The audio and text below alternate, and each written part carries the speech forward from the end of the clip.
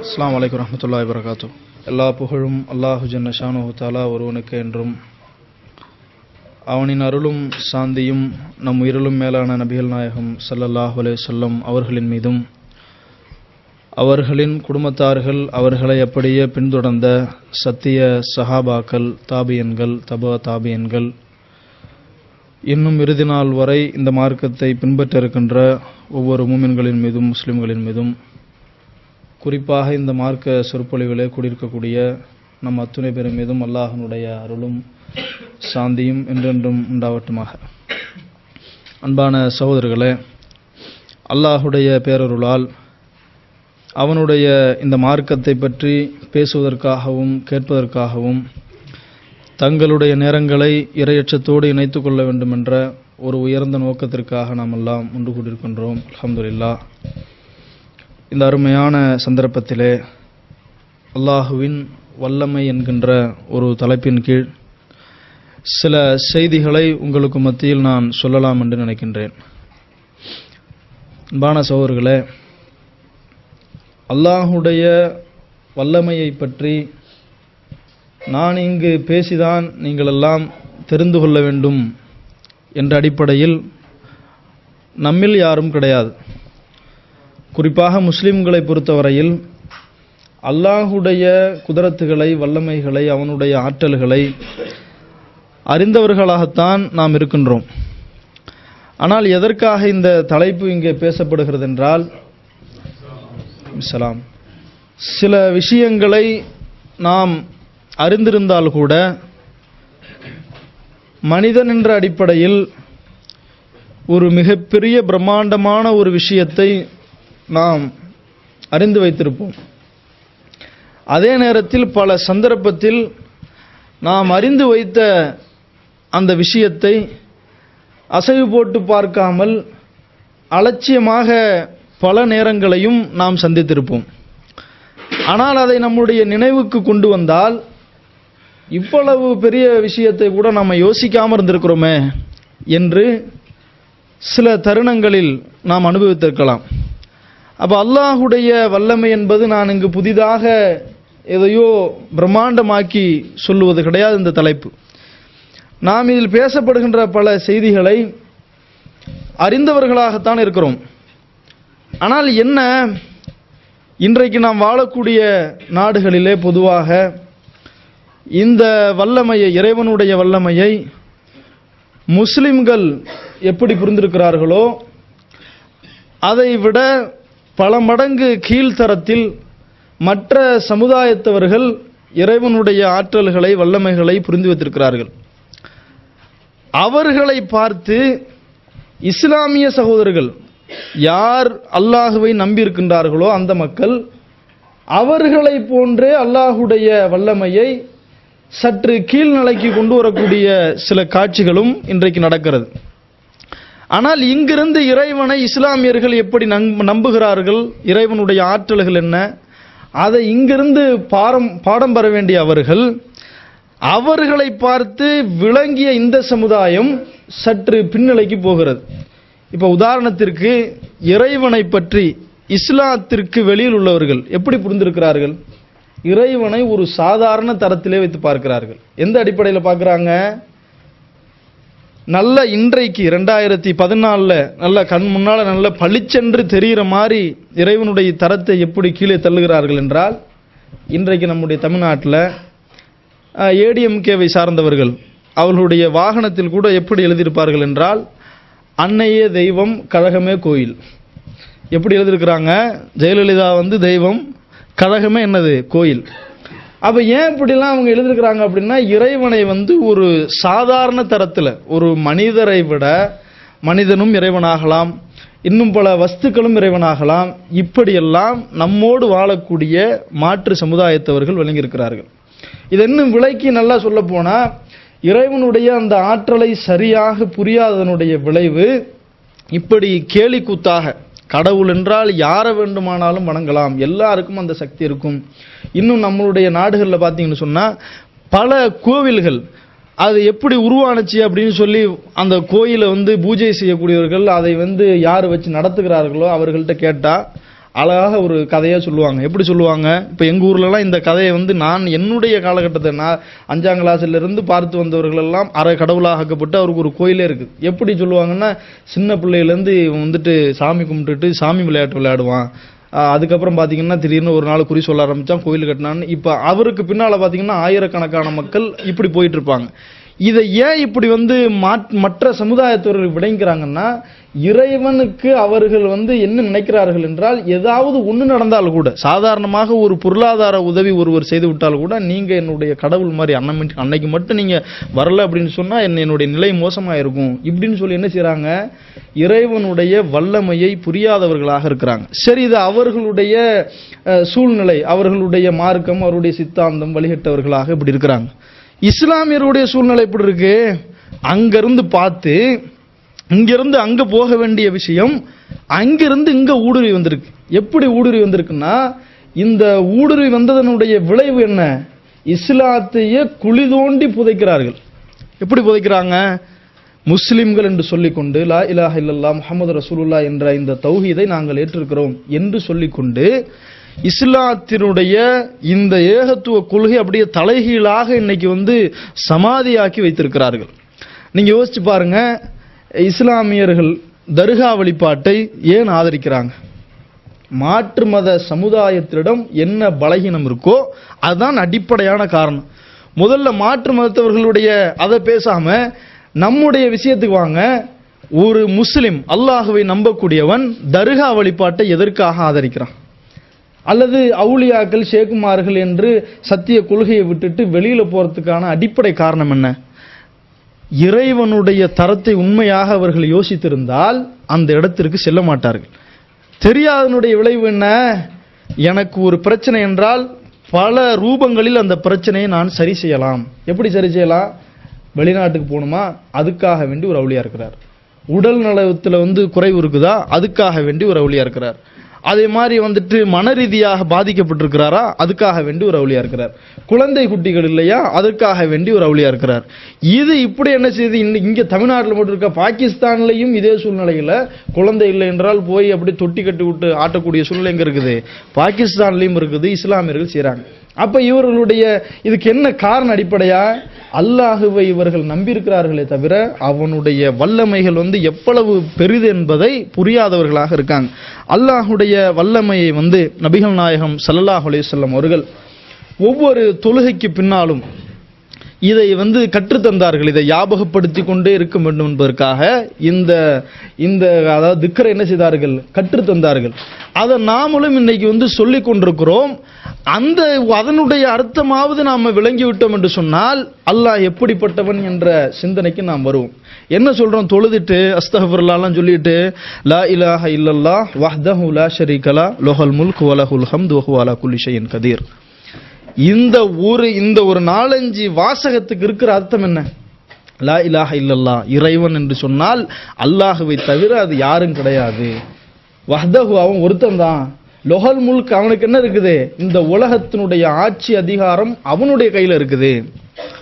வலஹுல் ஹம்து, அல்லாஹ்வுக்கே எல்லா புகழும். அலா குல்லி ஷைஇன் கதீர், அவன் நினைத்தான்னு சொன்னா எதை வேணாலும் செய்வான். இதை வந்து ஒவ்வொரு தொழுகைக்கு பின்னாலும் நபிகள் நாயகம் ஸல்லல்லாஹு அலைஹி வஸல்லம் அவர்கள் நம்மை வந்து இதை பிரார்த்தனையாக, இது திக்ராக செய்ய சொல்லியிருக்கிறார்கள். இதை நம்ம பொருள் உணர்ந்து என்னைக்காவது கேட்டிருக்கிறோமா? சரி, இந்த பொருளை உட்கார்ந்து யோசித்து பார்த்துருக்கிறோமா? ஏன் நபி ஸல்லல்லாஹு அலைஹி வஸல்லம் இப்படி சொல்றாங்க? நல்ல பொறுமையாக யோசித்து பார்த்து இது நம்மளுடைய உள்ளத்தில் பதிந்து விட்டால் நாம வந்து இன்னைக்கு முஸ்லிம்களாக மூமின்கள் என்று சொல்லிக் கொள்ளக்கூடிய கூட பல சோதனைகள்ல மனசு அப்படியே துவண்டு போகக்கூடிய நேரத்தில் இந்த வசனத்தை யோசிச்சு பாருங்க. லா இலாஹ இல்லல்லாஹ் வஹ்தஹு, நீ ஒருத்தர் இருக்க, ஆட்சி அதிகாரம் உன் கையில் இருக்கு. ஆட்சி அதிகாரம்னா நம்ம இதுக்கு என்ன நினைச்சிட்டு இருக்கிறோம்? ஏதோ ஆட்சி அதிகாரம் அல்லாஹ் கையில் இருக்குது அப்படின்னு நினைச்சிட்டு இருக்கோம். ஆட்சி அதிகாரம்ங்கிறதுக்கு நீங்க நல்லா உட்கார்ந்து சிந்தித்து பார்த்தால் இப்ப ஆட்சி அதிகாரம் நம்ம வந்து எதோ சொல்றோம்? இன்னைக்கு இந்த நாடு இருக்குது, எல்லாரும் நம்மள வாழ்ந்துட்டு இருக்கிறோம். இதுல ஒரு குறிப்பிட்ட ஆள் அப்படியே இறந்துடுறாங்கன்னு வச்சுக்கிடுவோம். இந்த உலகத்தினுடைய இயக்கம் நிக்குமா?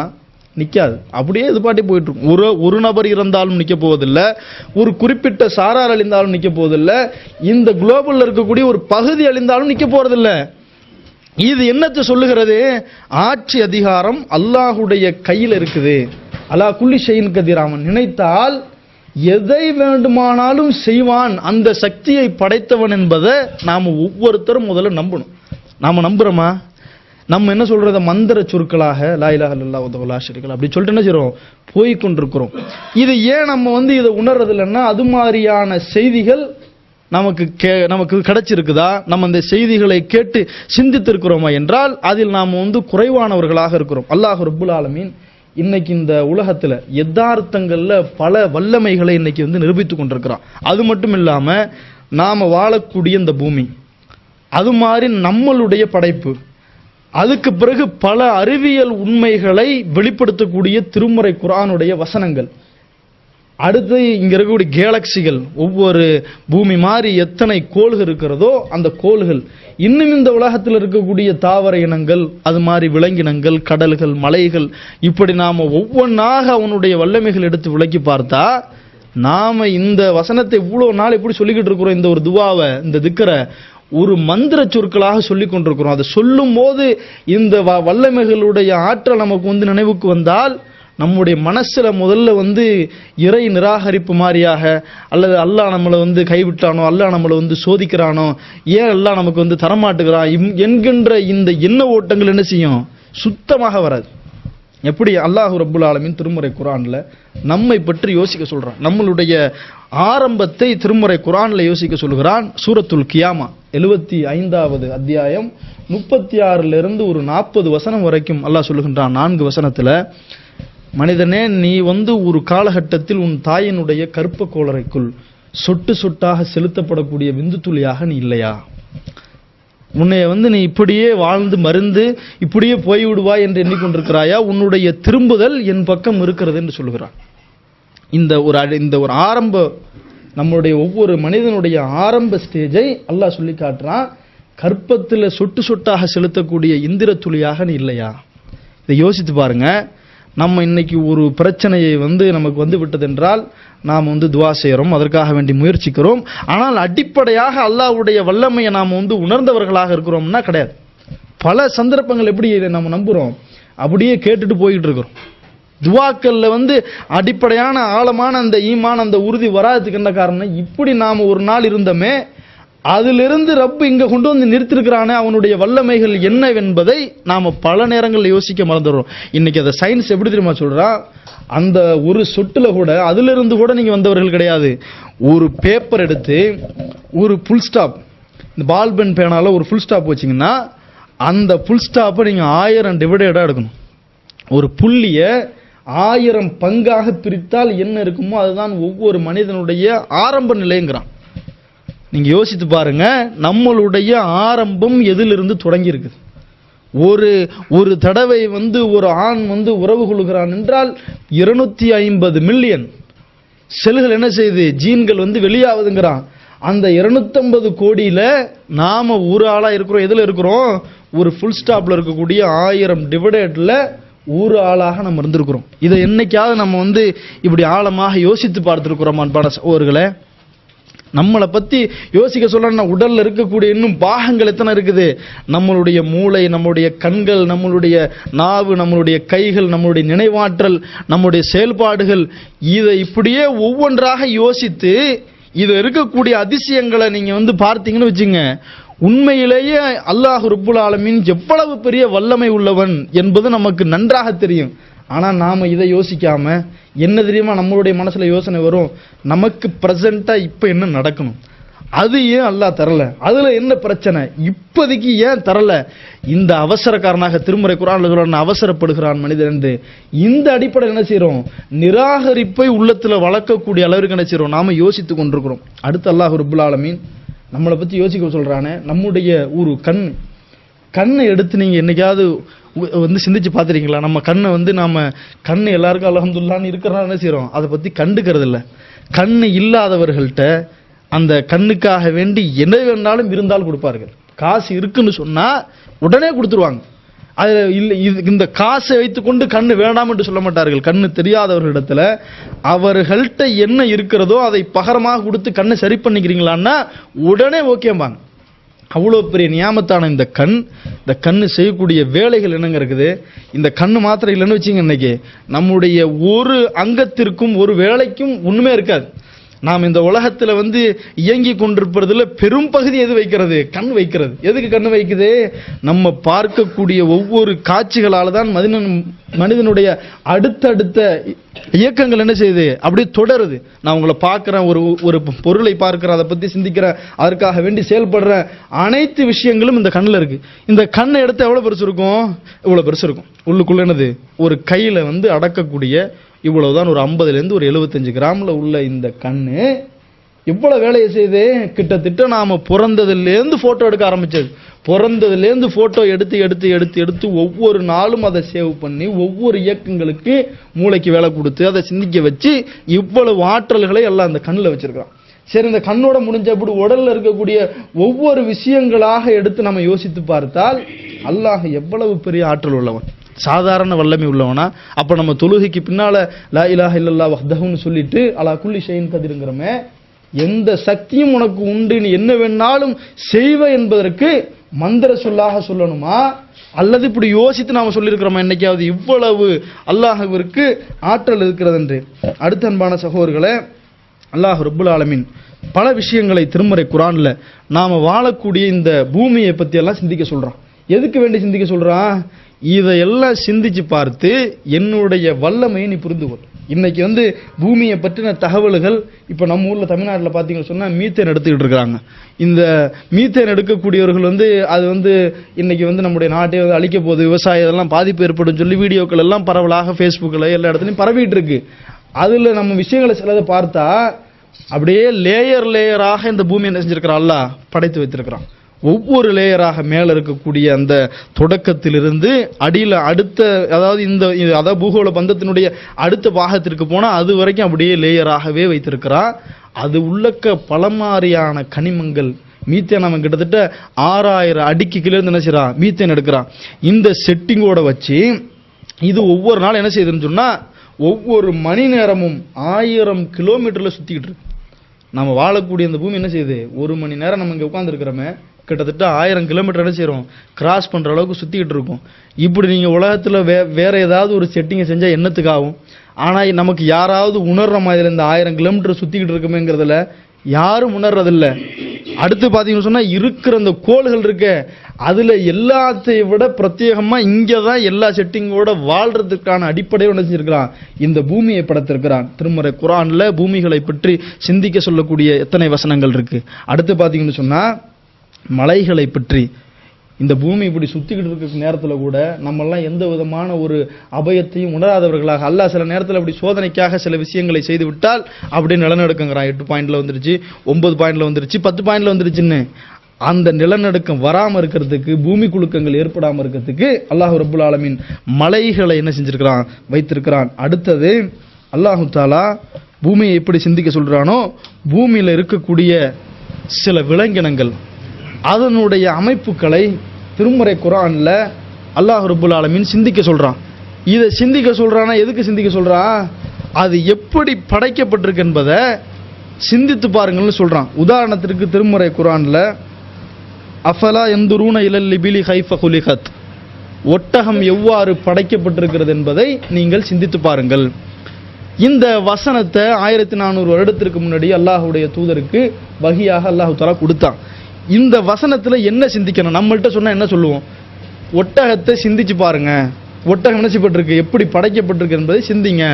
நாம் எப்படி சிந்திப்போம்? ஆமா, ஒரு பிரம்மாண்டமா என்ன செஞ்சிருக்குது, ஒரு மாதிரியா படைக்கப்பட்டிருக்கு ஒட்டகம், இதை சிந்திப்போம். ஆனா அல்லாஹு தஆலா இது கியாமத்து வரைக்கும் இது அல்லாஹ்வுடைய வேதம் என்று ப்ரூஃபாவனல்ல.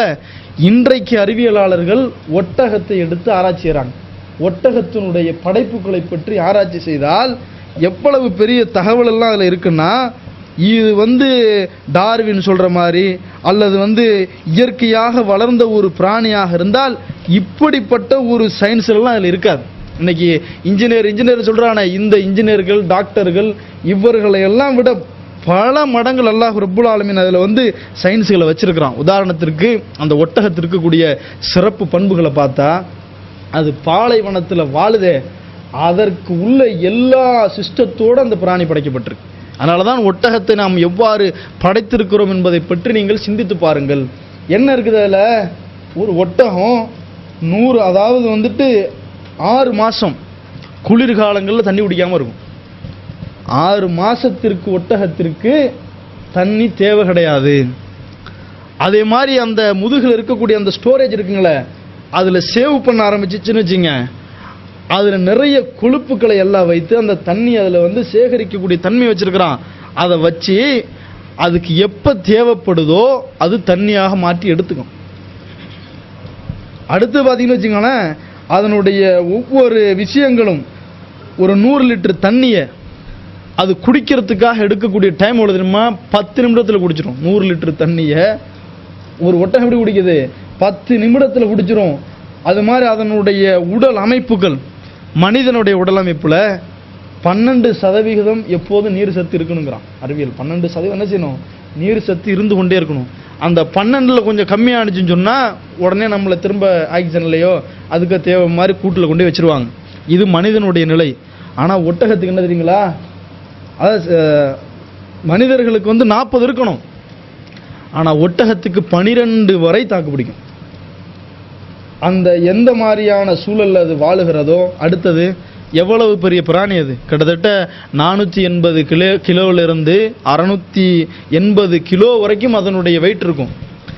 நாம் மனுஷன் போய் அந்த பாலைவனத்தில் இப்படி காலை வச்சோம்னு சொன்னால் அப்படி என்ன செய்யுது? உள்ளே போயிடுறான். சில இடத்துல இங்கே வந்து ஜெயிலெலாம் பார்த்தீங்கன்னு சொன்னால், சுவையான ஜெயிலெலாம் நல்ல பாலைவனத்தில் சென்டரில் கட்டி வச்சுருப்பான். நீங்கள் தப்பிச்சு வரணும்னு நினச்சா கூட என்ன செய்ய முடியாது, வர முடியாது. காலில் என்ன செய்யும்? புதஞ்சிரும். அங்கேருந்து நடந்து வராமல் அந்த சூட்டு மண்ணிலே புதைந்தே இறந்து விடுவான். ஆனால் இந்த ஒட்டகம் என்ன செய்யுது? பிரயாணிக்குது. கிலோமீட்டர்களை ஒரு நாளில் கிட்டத்தட்ட 45 கிலோமீட்டர் 50 கிலோமீட்டர்ன்றது வேகமாக சர்வசாதாரணமாக சவாரி செய்யும். இது இவ்வளவு அதிசயங்களும் அந்த ஒரு ஒட்டகத்தில் இருக்குது. அதனுடைய அந்த ஷூவை பற்றியே அது என்ன மாதிரியாக இருக்குது, அதனுடைய ஜாயிண்ட்டுகள் இருக்கிறத நக்கிள் ஜாயிண்ட் யூஸ் பண்ணியிருக்கிறாங்க இன்றைக்கி மெக்கானிக்கல் இருக்கக்கூடிய வேர்டு. அதனால தான் அல்லாஹு தாலா சொல்கிறான், ஒட்டகம் எவ்வாறு படைக்கப்பட்டிருக்கிறது என்பதை குறித்து நீங்கள் சிந்தித்து பாருங்கள். அப்போ இது வந்து ஒரு சாதாரணமாக அது ஒரு உயிரினம் என்று இருந்தால் இவ்வளவு செட்டிங் அதில் இருக்குமா? அது எந்த சூழலில் வாழுது, அதுக்கு எவ்வளோ தண்ணி வேணும், அதனுடைய தோள்கள் எப்படி இருக்கணும், அதனுடைய உணவு எப்படி இருக்கணும், அது எவ்வளோ நாளைக்கு தண்ணி கொடுக்காமல் இருக்க முடியும், எல்லா விஷயங்களையும் அல்லாஹ் தஆலா என்ன செய்கிறான்? அதற்கு வைத்து படைத்திருக்கிறான். அதை பற்றி சிந்திக்க சொல்கிறான். நம்ம இந்த வசனத்தை என்ன செய்கிறோம்? படிச்சுட்டு சரி ஒட்டகத்தை பற்றி சிந்திக்க சொல்லியிருக்கிறான், நல்ல ஒரு சிறப்பான ஒரு படைப்பாக இருக்குது, பாலைவனத்தில் இருக்குது அப்படின்ட்டு போகிறோம். இப்படி உட்காந்து சிந்திச்சு பாருங்கள். சுப்ஹானல்லாஹ், எப்படி அல்லாஹுடைய வல்லமைகள் இருக்கிறது. இன்னும் பார்த்தீங்கன்னு சொன்னால், ஹாரூன் யஹ்யா என்று சொல்லி ஒரு சயின்டிஸ்ட் இருக்கிறார். அவர் என்ன செஞ்சார்? பல சின்ன சின்ன பிராணிகள், அதாவது எறும்பு, கரையான், அது மாதிரி பார்த்தீங்கன்னா பறவைகள், ஒவ்வொரு விஷயங்களாக எடுத்து அவர் ஆய்வு பண்ணி பல புத்தகங்கள் எழுதியிருக்கிறாரு. அதில் அவருடைய கண்டுபிடிப்பில் எறும்பு இருக்குல்ல, எறும்புடைய கண்களில் பார்த்தீங்கன்னு சொன்னால் ரேடார் இருக்குது. எறும்புடைய கண்களில் ரேடாருடைய வேலையை எறும்பில் இருக்கக்கூடிய கண்கள் செய்கிறதுன்னு சொல்லி, அதில் இது ஆப்பிரிக்காவில் வாழக்கூடிய அதாவது கருப்பு எறும்புகள், அந்த எறும்புகளை பார்த்தீங்கன்னா எங்கே கொண்டு நீங்கள் விட்டிங்கனாலும் அது எங்கே போனாலும் திரும்பி அந்த இடத்துக்கு வந்துடும். அதனுடைய அந்த வாழ்க்கை திட்டத்தை அல்லாஹ் இப்படி வைத்திருக்கிறான் என்று பல புத்தகங்கள் என்ன செய்கிறாங்க? எழுதியிருக்கிறாங்க.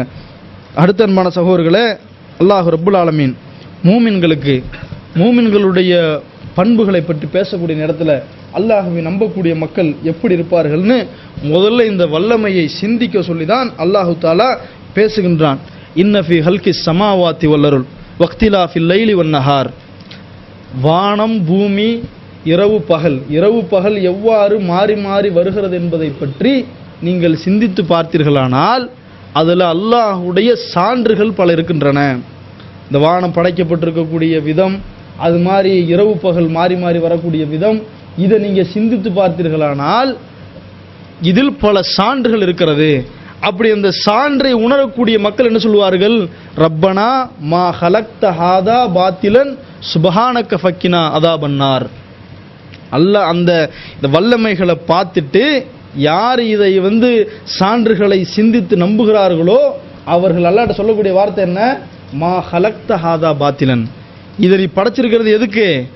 வீடு விளையாட்டிற்காக கிடையாது, ஏதோ சும்மா ஒன்றும் இல்லாத சூழ்நிலைக்கா நீ படைக்கல, எங்களை நீ நரக நெருப்பிலிருந்து பாதுகாத்துடு. இது சூரத்துல் ஆல இம்ரான்ல கடைசி 10 வசனங்கள்ல அல்லாஹு தஆலா இது சொல்லி காட்டுறான். இதை ஏன் சொல்லி காட்டுறான்? இதை சிந்திச்சு வானம் எவ்வாறு படைக்கப்பட்டிருக்கு, பூமி எவ்வாறு படைக்கப்பட்டிருக்கு, இரவு பகல் எவ்வாறு மாறி மாறி வருகிறது, இதை பற்றி சிந்திக்கக்கூடியவர்களுக்கு இதில் பல சான்றுகள் இருக்கு. அப்படி சான்றுகளை சிந்திக்கக்கூடியவர்கள் அல்லாஹ்ட்ட கேட்பார்கள், ரப்பனா மா ஹலக்த ஹாதா பாத்திலன் சுப்ஹானக ஃபக்கினா அஸாபன்னார். கடைசியான பாயிண்ட் அல்லாஹ் எங்க தான் கொண்டு வரான்? அவனிடத்துல நீங்கள் முழுமையாக நீங்கள் சரண்டடைய வேண்டும். நாம் இந்த வல்லமையை தெரிஞ்சிட்டு சயின்ஸில் இப்படி இருக்குது, இப்படிலாம் கண்டுபிடிச்சிருக்கிறாங்க, குரானில் இப்படிலாம் சொல்லப்படுது, உலகத்தில் பல விஷயங்கள் நடந்து கொண்டிருக்கு அப்படின்னு கேட்டுட்டு நாம் நம்பலைன்னா நம்ம யாராக ஆகும்? இதெல்லாம் கேட்டுட்டு இவ்வளோ வல்லமைகள் இருக்குது, நம்ம நிறைய பேசலாம். பூமியை பற்றி பேசினாலே, அதாவது நம்முடைய மாநில தலைமை போட்டிருக்கிற புக்கே பார்த்தீங்கன்னா வருமன் உரைத்த இஸ்லாம்னு எடுத்து படித்தா பல அறிவியல் உண்மைகள் இருக்குது. இதெல்லாம் நம்பிட்டு, இதெல்லாம் நம்ம கேட்டுட்டு இதை நம்பாம அப்படி விட்டுட்டு போனா என்ன ஆகும்? அடுத்த வசனத்துல எல்லாம் சொல்றான், இன்னமன் துதுகிலன் நார ஃபகத் அக்ஸைத வமாதில் தாலிமீன மின் அன்சார். இறைவா, நீ சில மனிதர்களை நரகவாதி என்று தீர்மானித்து நரகத்தில் போட்டுட்டீன்னா அவர்களுக்காக அந்த நாட்களில் உன்னிடத்தில் முறையிடக்கூடியவர்கள் யார்? இன்னைக்கு நம்ம இந்த வல்லமையான விஷயங்கள்லாம் கேட்கிறோம். கேட்டுட்டு என்ன செய்யறோம்? இதை பற்றின ஒரு சரியான நம்பிக்கை நம்முடைய உள்ளத்தில் நாம் ஏற்படுத்தலை, அல்லது இதை சாதாரணமாக விட்டுட்டு போனால் நமக்கு தண்டனை எப்படி இருக்கும்? லாலிமீன்களாக நம்ம ஆயிட்டா நம்முடைய நிலைமை என்ன சகோதரர்களே? நாம் இன்னைக்கு கேட்டு இது மாதிரியான செய்திகளை கேட்டால் அதற்கான ரிசல்ட் என்னவா இருக்கணும்? அல்லாஹுவின் மீது வைக்கக்கூடிய நம்பிக்கை நம்ம இடத்துல உறுதியாகணும். ஆனால் இன்னைக்கு உறுதி ஆகுதா? எவ்வளவு விஷயங்களை நாம் இன்னைக்கு பார்த்துக்கிட்டு இருக்கோம், கேட்டுக்கிட்டு இருக்கோம். இது மாதிரி திருமுறை குரான்களுடைய ஆதாரங்களை பார்த்துட்டு இருக்கிறோம்.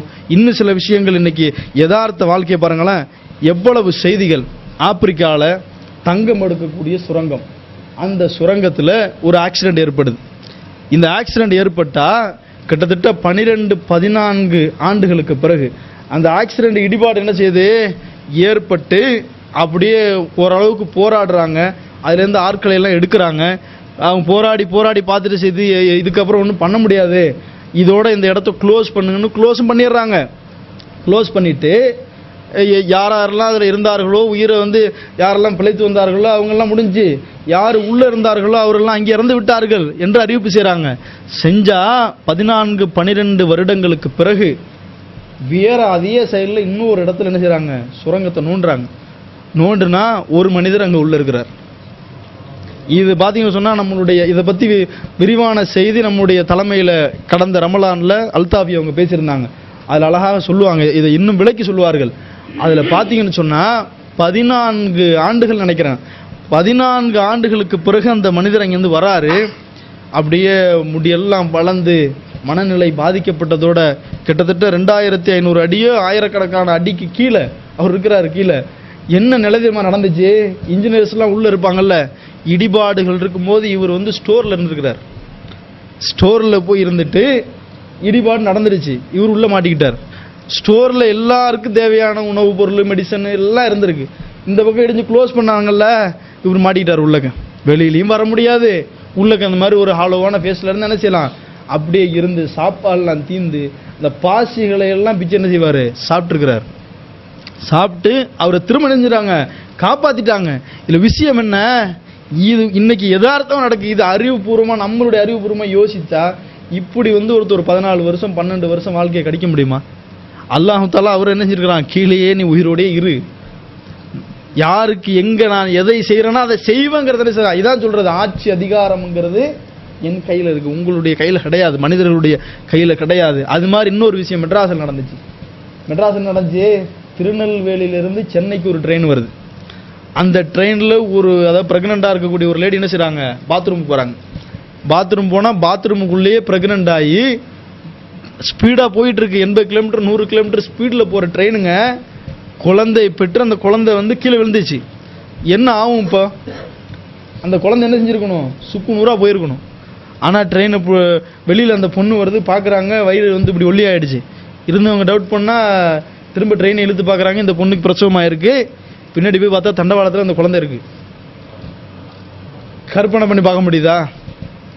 நீங்கள் இது மாதிரி இப்போ இன்னொரு பொம்மையை எடுத்து நல்லா ட்ரெயினை போக வச்சுட்டு அந்த பாத்ரூமில் போடுங்க, அந்த பொம்மை என்ன நிலைமைக்கு ஆளாகும். ஆனால் அல்லாஹ் இதை எப்படி காப்பாற்றினா? அது மாதிரி இன்னொரு சம்பவம் கேள்விப்பட்டிருப்பீங்க. நியூசிலாந்தில் ஒரு ஃப்ளைட் என்ன செஞ்சிச்சு, 2 ஆண்டுகளுக்கு முன்னாடி கடலில் விழுந்துச்சு. கடலில் விழுந்தா எல்லாம் காலி தேடிட்டு இருக்கிறான், பிளாக் பாக்ஸ் இல்லை, அது இல்லை, இது இல்லைன்னு. ஒரு 36 மணி நேரத்திற்கு பிறகு, 30-40 மணி நேரங்களுக்கு பிறகு ஒரு சின்ன குழந்தை நெசப்பட்டுச்சு. உயிரோடு எடுத்துகிட்டு வந்தாங்க. ஒன்றும் ஆகாமல் அது பாட்டு இருந்துருக்கு கடலில். ஏதாவது நம்மளால் யோசிக்க முடியுதா? சரி, இதாவது பத்திரிகை செய்திகள், சுனாமி அடிச்சிச்சு நம்ம ஊரில். நான் என்னுடைய ஊரில் நான் நேரடியாக பார்த்த விஷயம், ஒரு 3-3.5 நாள் ஒரு குழந்தை மரத்திலே இருந்துச்சு.